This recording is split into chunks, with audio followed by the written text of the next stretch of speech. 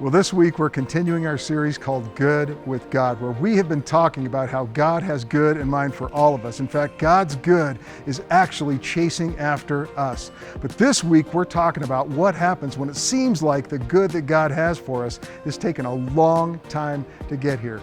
Hey, grab the message notes, grab a friend, jump in with us. Well, listen, if you've been around for a little bit, the last 3 weeks we've been in this series called Good with God, where we have been talking about how all of us at least share this one trait in common. We all are chasing after good. Like, we are all hoping for good. There's none of us sitting here thinking, man, I hope my life from this point goes so wrong or goes so bad. Like, we are all hoping for good.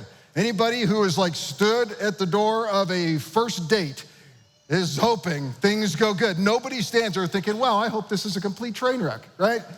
I've officiated the weddings for a lot of people. Nobody comes to the altar, looks down the road of their life and goes, I hope this is a complete disaster. Nobody is hoping that, right? In fact, because of the season that it is, nobody who is a Cowboys fan is hoping that we have the same kind of season this year that we've had for the last 30 years, right? Man. Everybody is nobody is hoping for a train wreck. We all want good. But what we have been saying is that in our pursuit of good, the wheels start coming off when we start looking for that good without God. Now, here's why. It's because we believe that the best place for all of us to find good is with the one who is all good all the time. That we just believe the best chance we have of finding good is with the one who is good. We deeply believe there is nothing better that you can find than God's best for you. And here's the good news. As much as all of us are chasing good, as much as all of us are pursuing good, Scripture seems to tell us that good is actually chasing us. In fact, in Psalm 23, that famous psalm we've all heard, the Lord is my shepherd, it says this in that psalm: surely goodness and unfailing love will pursue me all the days of my life. I mean, isn't that good to know? That it's not just you and I striving after good. It's not just us pursuing good. Whoa, did it just get dark? Hey. That's the way they let me know I'm getting off course. That's what happens right there. They're like, Mitch, let's speed this thing up. Let's go. Right? It's good to know that we don't have to pursue. It's not just all about our work and our striving after good, but God is actually at work to bring us good. God wants good for us, and his good is pursuing us. And even in the most challenging situations of our life, his goodness and mercy are actually chasing us down. We even sing that song around here all the time. Your goodness is running after. It's running after me. But listen, I have to admit, and maybe you will too, that there have been those times where I've thought, if God's good is really running after me, I wish he'd hurry up and run a little faster, right? In fact, you might be in a place right now where you're thinking, look, I could use some good now. Not all this waiting for good to come later. I mean, God, could you speed things up a little bit here? Listen, if there is any problem with knowing that God's good is coming after us, it might be this. It might be feeling the burn of the lag time between right now and when the good arrives. Because it's in that moment we start to sense there might be good coming for us, that God might have more in mind for us than we are currently experiencing. But it's in that lag time when the question we most want answered is this: when? God, when? You know what I'm talking about, the lag time, right? We get a sense now that something good might be coming. We get a sense in our spirit that hopeful things might be coming. And then there's all this time that starts to pass between the promise of that, the hope of that, and the delivery of that. I just want to tell you, there might not be a more excruciating question than that one right there. When? Especially when you're waiting on something good, especially when you're waiting on something important. I just gotta tell you, the challenge of me standing up here and telling you that the good from God is coming is knowing that some of you are gonna have to wait a while.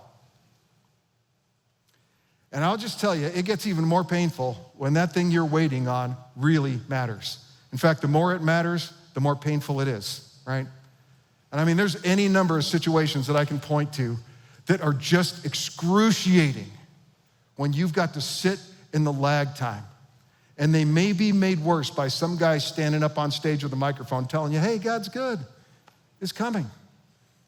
Because if you're in one of those situations, your response is, great, really? When? Like when? I mean, situations like singleness. I mean, not that every single person is hoping for a marriage to come, but there are those people who are longing for that lifelong committed relationship, and it just seems to elude them, and they wait. Childlessness. People who struggled with infertility issues. Now, it's not that every young married couple is hoping they have kids right away or things like that. But if you have longed for a family, you've tried for a family, you've gone to all the people and all the experts and all the stuff, and you're asking that question right there, aren't you? When? And it is painful, and it's hard. Maybe you've been hoping for that new job or that better job. Maybe you've been stuck in a place where it's like, man, this thing that I seem to have to do for a living is just soul-sucking to me. And I've sent out the applications, and I've been watching, and I've been listening, and all this stuff. And I'm just waiting. There's just this lag time between my hope for something better and that hope actually showing up. Any parent or friend who's got a prodigal child or prodigal friend who have wandered into things that are damaging and destructive in their lives, and you are praying and hoping and waiting for them to come back. Maybe you're waiting for the healing of a loved one. God's good's coming. Awesome. When? So today, we're gonna look at this classic story from the Old Testament about this couple who are struggling through the lag time. And I just wanna warn you, the end of this story is not gonna be very satisfying, okay? I mean, there's definitely no happily ever after the end kind of, ending on this story. It might not make you feel a whole lot better right away to know the end of this story, but it might help us all see a little bit better what God might be up to in us in the lag time. And the story is way back in the Old Testament, in the book of Genesis that we have been walking through. It's in Genesis chapter 11 is where the story starts, and it's the story of Abram and Sarai. Abram and Sarai. Now, this picture that we get of Abram's family in Genesis chapter 11 is just the genealogy part. We get introduced to him in Genesis 11, and we get to understand that Abram is actually a direct descendant of Noah. Yeah, that Noah, right? We get that part of the story. But as we start digging into the story and the story gets going, we also find out that Sarai isn't able to become pregnant. Now, that is going to be a problem here in a second because of what God has to say to them starting in Genesis chapter 12, and this is what God says to him. He says this, "The Lord said to Abram, leave your native country, your relatives, your father's family, and go to the land that I will show you." That part's not the problem. This is, "I will make you a great nation. I will bless you and make you famous, and you will become a blessing to others." He goes on to say, "I will bless those who bless you and curse those who treat you with contempt." In other words, I'm gonna have your back in this journey. And then he says this, "All the families of the earth will be blessed through you." Now, did you hear it? They currently have no kids. Sarai doesn't seem to be able to have kids, and yet God promised to make them a great nation. Back in the day, when if you were going to have a great nation, the way you did it was have a lot of kids and then make sure those lot of kids have a lot more kids, and pretty soon you have a nation. That's what they were staring down. That was the promise. Now, I'm not sure what they thought God meant by all of that nation stuff, but they seemed to be up for it. They seemed to be game, so off they went. Here's what happens next. So Abraham departed as the Lord had instructed him, and Lot, his nephew, went with him. In other words, Abraham kind of gathered up the people that were around him, and off they go, following God into this promise. But then we get this detail. Abram was 75 years old when he left Haran. Now, Abram was born to a dad who was 70 years old at the time. So it might not have seemed that far-fetched to him that in spite of Sarai's current condition, God could somehow make this all work out. I mean, God did promise after all, and off they go into this journey. Have you ever been in a place like that? Like, it seems like God has some good in store. It seems like you have every reason to believe and anticipate that good is coming, that good is gonna show up at least sometime soon. And so you just head out, with optimism, with expectation, with some anticipation. Sure, there's gonna be obstacles, but hey, God's with us. What could possibly go wrong? And then you wait. And Abram and Sarai waited. They waited for the rest of Genesis chapter 12, then through all of Genesis chapter 13, then all of Genesis chapter 14. And now in Genesis chapter 15, it says this: sometime later. Don't you hate those words right there? I mean, you hear those words and you can just feel the clock ticking, can't you? I mean, you never want to have to tell a story that includes those words right there. Like, I applied for that job, and then sometime later, right? We sent our kid off to college hoping they'd graduate sometime later. Order that thing from Amazon. Sometime later, sitting behind that guy, light turns green, and then sometime later, right? We are so impatient, aren't we? I mean, let's be honest. But we hate that phrase because we know there's waiting involved. We don't really know how long it was, but I'm sure it was longer than anybody wanted to wait. And this is what it says. Sometime later, the Lord spoke to Abram in a vision and said to him, "Do not be afraid, Abram, for I will protect you and your reward will be great." In other words, I am going to show up with this promise. Don't worry. But Abram, after all of this waiting, replies, "O sovereign Lord, like what good are all of your blessings when I don't even have a son, let alone a nation? Like, since you've given me no children, here's what's going to happen. Eliezer of Damascus, a servant from my household, he is going to inherit all of my wealth." How about that? Like, he's going to become my heir. You have given me no descendants of my own, so one of my servants will be my heir. Do you hear what he's saying?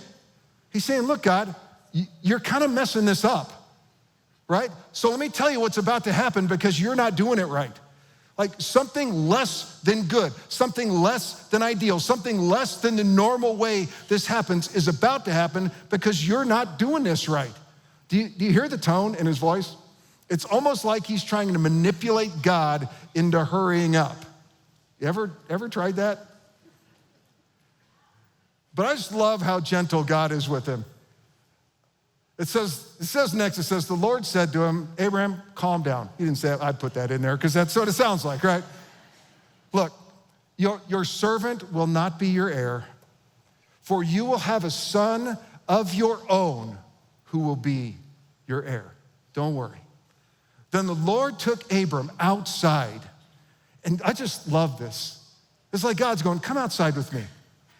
Look up into the sky and count the stars if you can. Abram did not live in Las Vegas where you go outside and there's like, okay, 4, great, that's fantastic. I mean, they walked out in the middle of that desert night and the whole of the Milky Way on display before him. Abram, count the stars in the sky if you can. That's how many descendants you're gonna have. Can you imagine? Abram, today you're a senior citizen with no kids, but pretty soon you're about to have more descendants than you can count. And to Abram's credit, this is what happens next. It says, and Abram believed the Lord, and the Lord counted him as righteous because of his faith, because he trusted God in the highly unlikely situation he was in, for the highly unlikely promise he was about to get. And the Lord tells him, I am the Lord who brought you out of Ur of the Chaldeans to give you this land as your possession, to give you this thing. I am the Lord. You hear what he's saying? He's like, don't forget who's backing you up here. Don't forget who's sponsoring this adventure. Don't forget who is with you in this. I am the Lord who's with you in this. But even still, Abram replies, O sovereign Lord, like, how can I be sure that I will actually possess it? I just love the humanness in all of this. Like, you can almost hear Abram saying, okay, God, I've got it. Man, I believe you. I know this is gonna be good, but like, how is this really gonna work? I mean, this is just beautiful blend of faith and doubt that Michael Lee talked about last week. If you missed last week, you need to go back and listen to that. Because God has room for that. That's Genesis chapter 15. Then, in Genesis chapter 16, it's now 10 years from the time they left to go to Canaan. Abram is now 85 years old. Sarai is 75 years old. There are still no kids, no nation. So she comes up with a plan. She thinks, I'll give Abram a servant girl of mine to be his wife, and she'll become the mother of a great nation. I mean, you can hear her thinking, God's way is not really working out very well, so let's do this my way. And she decides to give her husband one of her servant girls. It was a different time, okay, folks? Let's just understand that we're not making a recommendation there. This is not a good thing for her to do, okay? But she's like, oh, I'll just come up with my own plan. Like, Abram will still be the father of a great nation. It'll just be with a different wife here. And so they execute this plan, and Ishmael is born to Hagar, the servant girl. And I just gotta tell you, we do not have time to unpack the complications and the conflicts and the disaster that comes from this plan. Now, don't get me wrong. God took care of Hagar, the servant girl. God took care of her. And God even made Ishmael into the father of his own nation. But the complications, the conflict, the disaster in relationships that came from that act, you can go back and read about those on your own. But I will tell you, all you have to do is look into history and know that those complications, those conflicts are still being felt today. That's Genesis chapter 16. And then there's Genesis chapter 17. And more time goes by, like 14 more years goes by. And God stops by again and reminds Abram of the promise again. But this time, for some reason, God changes Abram's name to Abraham, and he changes Sarai's name to Sarah. And man, I looked it up. I did some study around this. They are very subtle changes to their names.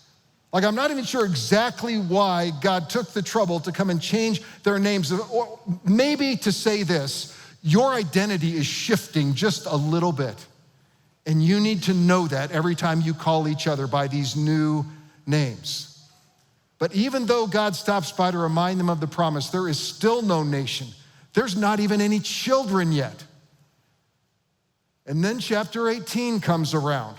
Like, remember we started in chapter 11, lag time, right? And in chapter 18, 3 men show up to Abraham and Sarah's camp.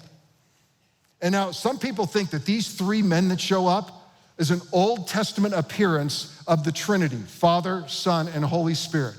It's not super clear from the text, but that's what some scholars believe, because they start calling these 3 men God along the way in this conversation.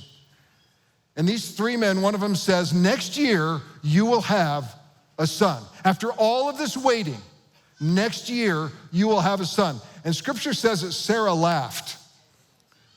Now, many argue about what this laugh meant, like, that's pretty funny, right? Or it might have been, yeah, right. Because Sarah is now 89 years old, and Abraham is 99 years old. Somebody tell you you're having a child at that age, you're gonna laugh for something, right? And there's this really great exchange that happens between Sarah and God. I'm glad whoever wrote this left this in there, where God says to Sarah, you laughed, and she says, no, I didn't. And he says, yes, you did. And I mean, it's just this funny little exchange that's in there. Next year, you'll have a son. So finally, in chapter 21, remember we started in chapter 11? 10 chapters later, this is what happens. The Lord kept his word and did for Sarah exactly what he had promised. She became pregnant and gave birth to a son for Abraham in his old age. This happened at just the time that God had said it would. And Abraham named their son Isaac. And guess what Isaac meant? Laughter. Because when you're 100 and your wife's 90, I'm sure laughter is exactly what you're doing when you're thinking about raising a baby. And that's what was happening to them. So let's sum up where we've been. 25 years earlier, God promises them good. God promises them a son. God promises them a nation with too many descendants to count. Now, 25 years later and 100 years old, they have exactly one child. God's good, chasing them down, right? I mean, it seems a little anticlimactic. Like, what about the nation? What about the descendants? What about the stars in the sky? What happened to all of that? I think at this point we got to ask this, what is it that we can learn from this story that helps us keep going? When the good that's supposed to be chasing us down seems like it has taken a long, long time to arrive. Now, before we get into that, I think there are a couple things that are important to point out here before we get to the one thing that I want to talk about, okay? So, before we get to what I really want to say to you, hang with me for a couple of things. Because, let me just say it. The good that showed up in this story doesn't seem like it's all that good at first glance, does it? I mean, having a kid's great and all, but when you were promised a nation and you get one kid. So before we get to the big point, I think we ought to think about this. First this, sometimes the good you're hoping for might look different than what you were hoping for. Sometimes the good that you are hoping for is going to look different than what you were hoping for. They were told about a nation. They were told about descendants. They were told about stars in the sky. And think about this. Even after Isaac, the baby, grows up, it was 60 years before he would have a child. And he had twins at 60 years old. That meant Abraham would die with one son and two 15-year-old grandkids. That's it. Not exactly a nation. But what you need to know is that God wasn't done. And we've got to go all the way to the New Testament, to the book of Hebrews, chapter 11, where this writer of Hebrews is kind of going back and rehearsing these huge events that shaped the people of Israel and that led up to the life of following Jesus. And this is what that writer of Hebrews says. You got to catch this. It says this: it was by faith that Abraham obeyed when God called him to leave home and go to another land that God would give him as his inheritance. He went without knowing where he was going. He had a ton of faith to go someplace where he didn't know he was going. And then it says, even when he reached the land that God had promised him, he lived there by faith. For he was like a foreigner living in tents. Like, this is not how you live when you're the father of a great nation, right? But he had to live in that land by faith, knowing that one day maybe he'd stop living as a foreigner, stop living in tents, and actually live there as a nation. And then he says, so did Isaac and Jacob. Isaac and Jacob, one of Isaac's sons. They had to do the same thing. They inherited the same promise as Abraham, and yet they were waiting around for this nation thing to show up. But it says this, Abraham was confidently looking forward to a city with eternal foundations. He was looking for something more than just a physical nation. He said he was looking for a city designed and built by God. And then it goes on, it says, and by faith, even Sarah was able to have a child, though she was barren and was too old. She believed that God would keep his promise. And so the whole nation came from this one man who was as good as dead. A nation with so many people that, like the stars in the sky and the sand on the seashore, there is no way to count them. The writer of Hebrews is writing this to the Hebrews who were the nation of Israel, this nation that was started by the faith of Abraham, who had one son and a couple of grandkids before he died. You see, God's good doesn't always look right to us at the beginning. Like we see God delivering on his promise and we start thinking, man, is this all there is? But I'm just here to tell you, God may not be done yet. God always has more in mind than we can dream or imagine. God might be up to something more than you and I could ever understand from where we are currently standing. It might not look like what we thought it would look like at the beginning, but don't give up on God. Don't lose sight of the good that God is bringing because of the weird package it shows up in at first. The good you're hoping for might not look exactly like what you're hoping for yet. The second thing I feel like is important to point out, though, is this. The good that God has for you might not only be for you. The good that God is trying to deliver to you might not be just for you. Remember what God said to Abraham?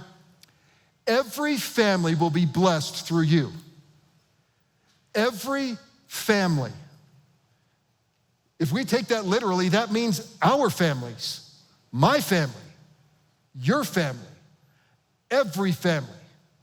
You're like, how is that possibly true? How do you and I feel the blessing of Abraham's family? Well, for the answer to that, we've got to look into the Gospel of Matthew, into the one chapter in the Gospel of Matthew that nobody ever reads, okay? It's Matthew chapter 1. And the reason that you don't read that, and the reason that I don't read that is because it's just a big long list of names. It's the genealogy of Abraham. And nobody reads that, it's just all these names. But in Matthew chapter 1, verse 2, it says this. Abraham was the father of Isaac. Yeah, we heard that. And then Isaac was the father of Jacob and his brother Esau. Jacob was the father of Judah and his brothers. And then it keeps going with all these other names that I have a hard time pronouncing, so we'll just skip ahead to Matthew chapter 16, like 14 verses full of names, okay? And then in Matthew chapter 1, verse 16, it says this, Eliud was the father of Eleazar, and Eleazar was the father of Mathan. Great. And Mathan was the father of Jacob, a different Jacob. And then it says this, Jacob was the father of Joseph, the husband of Mary, who gave birth to Jesus, who is called the Messiah. How has Abraham's family been a blessing to your family? If you know Jesus, you know exactly how Abraham's family has been a blessing to yours. If you've begun to follow Jesus and walk with him and know the blessings of forgiveness, know the blessings of God's grace, know the blessings of the new identity he's given you because of who he is, you know exactly how Abram's family blessed your family. Every family on earth was blessed. Sometimes the good that God gives to you is not just for you, right? By Abraham's family in Abraham's one little son, born to him when he was 100 years old. What God gives to you is immeasurable in its impact. It wasn't what God was just giving to Abraham, it's what God was giving through Abraham to all of us. Listen, what God is giving to you might look a little weird to you, but it's because it might not just be for you. God might be putting stuff in your lap that he means for you to take and use to bless others around you. I mean, there's some people here who have amassed wealth. And you got to the point you're going, it's fun to be rich and everything, but man, this is just not satisfying as I hoped it would be. Guess why? Because what God put in your hands, he didn't mean to be just for you. God's put all kinds of stuff into your hands that God didn't just mean to be for you, but he meant for you to give it to others. Listen, the good that God gives might not make sense immediately. It might not look quite like what you were hoping for at the beginning, but give it some time. Like, take a second look. In fact, it might be what the lag time is all about. Time for God to work on something bigger than you could have ever imagined, and something that will do more good and be more of a blessing to others than you could have ever imagined. So, with those two things in mind, here's the one big thing I think we can learn from this story, and it's this. It matters what you do in the meantime. It matters what you do in the lag time. Listen, when you are on a long journey, it is easy to get off course and end up in a ditch, because it is in the lag time that the dangers of that lag time show up. The dangers of the meantime, it's like in that movie, The Dangers of the Fire Swamp. Man, they show up in the long journey. The dangers that show up over the long journey are this: discouragement can settle in. Discouragement can start to swallow us up and make us think that the good that we are hoping for is never gonna get here. I mean, you saw this in Abraham, right? God, how can I be sure that this is actually gonna happen? We've been waiting so long.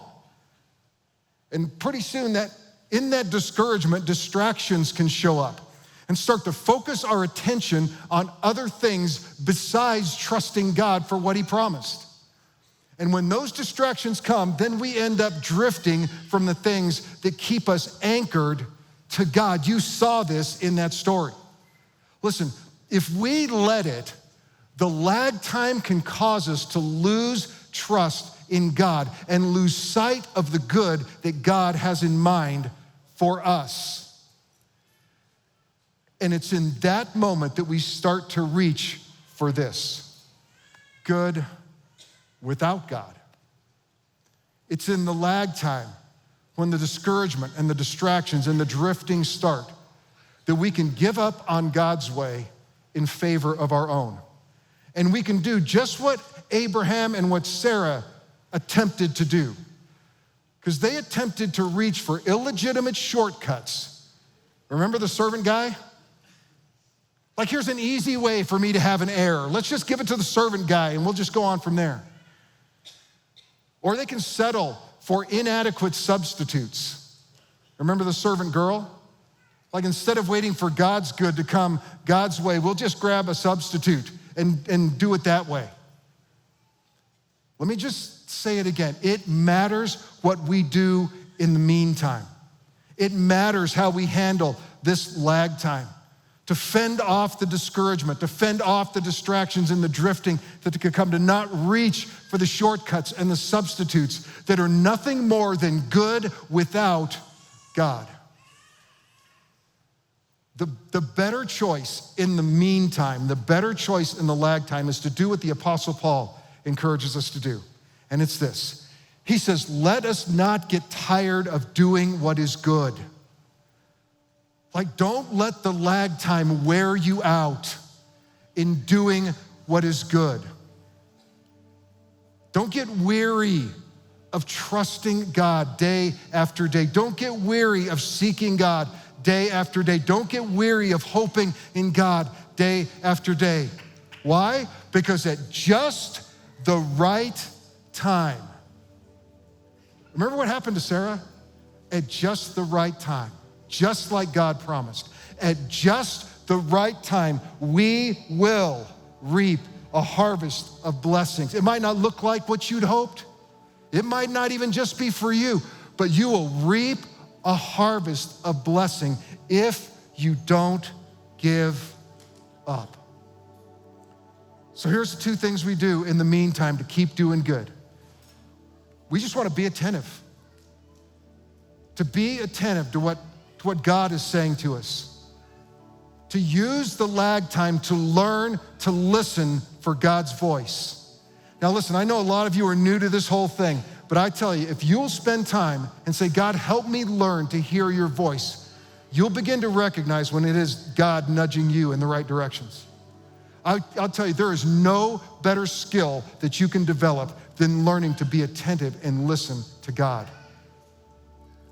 And then the second thing we do is we just be intentional. We just want to be intentional. That whatever God nudges you to, whatever God prompts you to do, you just are intentional about stepping into that. Take the steps that God naturally and normally puts in front of you. Step into the light that God gives you today. So when we are waiting in the lag time, be attentive. If you're waiting in the lag time, be intentional. I mean, don't just sit and rot, man. Take the steps in the direction that God gives you. And as you are faithful in the lag time, you'll find that not only will there be good at the end of the journey, you'll start finding good all along the way, too. Because here is God's promise to us. Like, I don't know what God has stirred in your heart, but I do know that God has promised us a few things along the way, and I know that God is good for his promises. Like, one of the things that God promised, it is the least claimed promise that God ever gave us, and it was this: in this world, you will have trouble. Has God fulfilled that promise to you? Raise your hand, right? Yes. But this is also what God promised. We know that God causes everything to work together, what? For the good of those who love him, those who are listening to him, those who are paying attention to him, and are called according to his purpose, that are taking steps constantly in his direction. We know that God causes everything, even the lag time, to work together for good. So let me ask you this. What is it that you are waiting for right now? What are you hoping for? What is that thing that's just out there that just seems like it will never come? I think we should this morning take that and just hold that before God and learn to be attentive to what God might be saying to us about the lag time that we're in right now and about that thing that's coming. And to just be intentional and to commit ourselves to be intentional, to trust God and to step in the directions that he gives us. And to hold on to this promise that our good God is at work right now for our good. That God has good in mind for you, and that good is coming after you. So what's the good that you're waiting for? I mean, what is that thing that you've been hoping for so long and waiting for God's good to show up? Well, listen, in those moments, know that God will meet you, and that our job is to be attentive and to be intentional, to listen for God and look for the good that he has in mind for you right now, and then begin to step into that, to be faithful to God every day, be intentional about doing the things that you know to do to continue to trust God and be faithful to him. Because you know that as you wait, God is at work to bring his good to you. That God is always at work to work all things together, even this waiting time, to work all things together for your good. Look, if we can support you, come alongside you, go to canyonridge.org, find resources there that can help you, and then subscribe to this, share this with a friend, and come back and join us next week.